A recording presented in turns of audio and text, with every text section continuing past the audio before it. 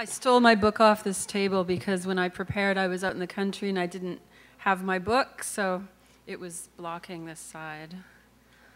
The last section of the book is called 33 Million Solitudes, which is the book's title, and that's the population of Canada. Actually, it took so long to finish the book, it's now 34 million, I think, but 33 sounds better. So I'm going to read to you from the Solitudes. The first one's called Champion Spark Plug Neck Tattoo, Solitude of the Spur of the Moment. Suzanne takes you down. Suzanne takes you down. Suzanne takes you down. There's Suzanne the first, Suzanne of the song, not the mother of the Cohen children, Suzanne the crazy, Suzanne the Westmount refugee in a Jean Seberg striped shirt with buttery black eyelids, always and always carrying a cracked china doll. Every girl wants to be in a Leonard Cohen song. Some have to be pappy with the Brutals. The third Suzanne, the one I mean, this one Suzanne, is in other people's songs, and lots of them.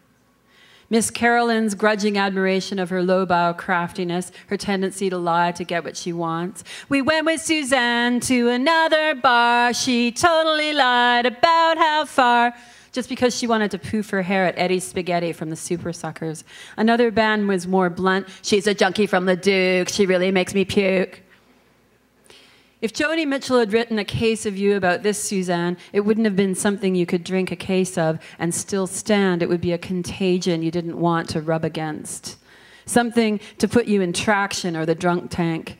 You'd want to drink it anyway, just for the ride. She looks the way Lucinda Williams sounds. Snaggletooth, straw hair, whiskey laugh. She's been MIA for 3 days, joined a temporary death cult, the Brian Jonestown Massacre. Crazy Anton, the alpha male, the oily steak salesman, unctuous and sly. Now he sits close to her on the banquette of the night gallery, talking movements and isms, zagging his words, pinned eyes and references to liberation theology and the Sir Douglas Quintet. Suzanne gleans his genius, her feet up on the table, wide laugh, cowboy hat, crumpled Super Sucker style. Then it all turns road trip, and I'm heading north in a 68 El Camino with Cali plates, straddling the gear shift, and Suzanne's got shotgun. She keeps making us stop for more vodka. Ditzbury, Red Deer, and she's sharing Tic Tacs and Valiums. She says it's her Jesus year of fucking. She wants to adopt a Pekingese, learn to drive a long haul, start a noise band in Portland because the noise scene there is it's like really loud. I blame Jack Kerouac for all of this. I love my holy goof kicks. I never spurn a road trip. I'm stone cold set on Satori. I am down for life, but right now I am that fear and loathing hitchhiker, and instead of Raoul Duke and the angry Samoan, I am between two girls itching for rockabilly cock so bad they're willing to drive to goddamn Edmonton to get some. We stop at her apartment. She's got the requisite Dust Buddies, tiki art and 50s toys, a big-eyed Blythe doll and homemade leather gear, and ashtrays spilling onto Johnny Thunder's albums. She's paving the way. She's pawing the piles of clothes for what turns out to be some stretch lace lilac bell bottoms. She calls her tip pants. Ignoring the flashing phone as we leave, we get lost 3 times on the way to the gig. Okay, here's the thing. I know there's some stories out there about me. I've twisted on ottomans, I've got kitchens smashed, I've two-stepped in and out of disaster. I am no stranger to the walk of shame, but if I were going to drive 3 hours to fuck a rockabilly cat in the bathroom, he wouldn't have a champion spark plug neck tattoo.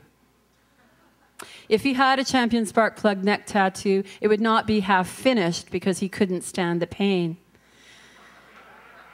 If I were going to fuck a rockabilly cat in the bathroom, I wouldn't pass out on the floor of the bar afterward. And if I were to pass out on the floor of the bar, it wouldn't be the Hard Rock Cafe. If I were going to pass out on the floor of a Hard Rock Cafe, it wouldn't be in West Edmonton Mall. If I were going to pass out in a Hard Rock Cafe in West Edmonton Mall, it wouldn't be in some Fredericks of Hollywood stank-ass lace pants that you could really see my bum. And if I were going to wear some Fredericks of Hollywood lace pants that you could totally see my bum, when I finally slouch home in that acid dawn, there would not be on my machine, "You have 22 new messages." And if I had 22 new messages, not one would say, "Hi, Suzanne, honey. We haven't heard from you for a while, and, well, Emily misses you, and we were just wondering when you were going to come pick her up." True story. Instructions to a mail-order bride. Solitude of a fille de roi. House rules.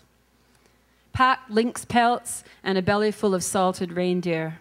Make the bed carefully like an undertaker. There are scrub brushes for everything. Attack your teeth as zealously as you scour bed sheets. Blood will be generated. Blood will be eradicated. All evidence must be removed.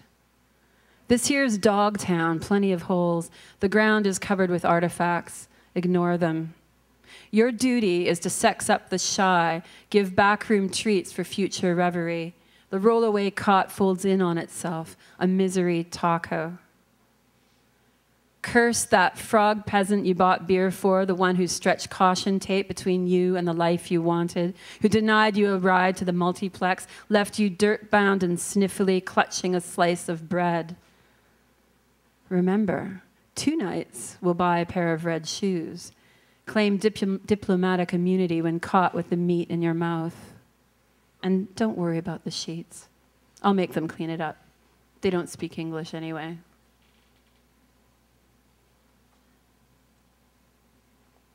This poem was inspired by a show that was on in Winnipeg about missing women, which is kind of the subject of my first book.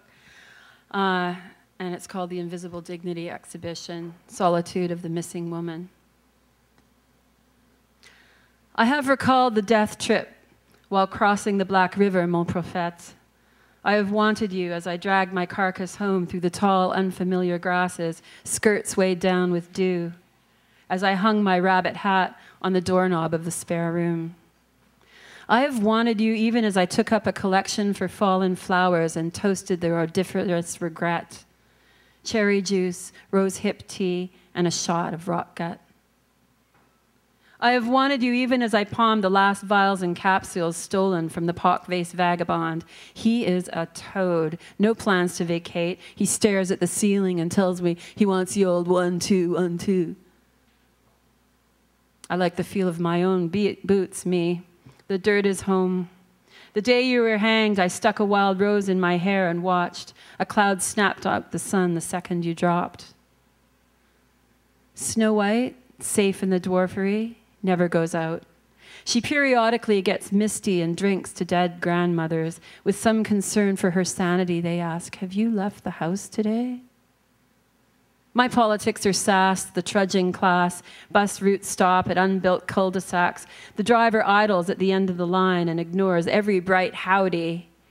These was my face-red moments of green gilled fairies and withered rose where neither plot nor recipe can be found.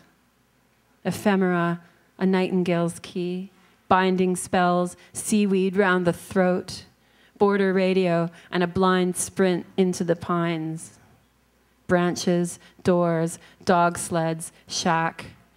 Shucks, shards, husks, love, coal. A brash of whippoorwills. Over my head flies a sorter of swallows, a silement of sway. Sobbing into birch bark, I got enough pills to burn forever.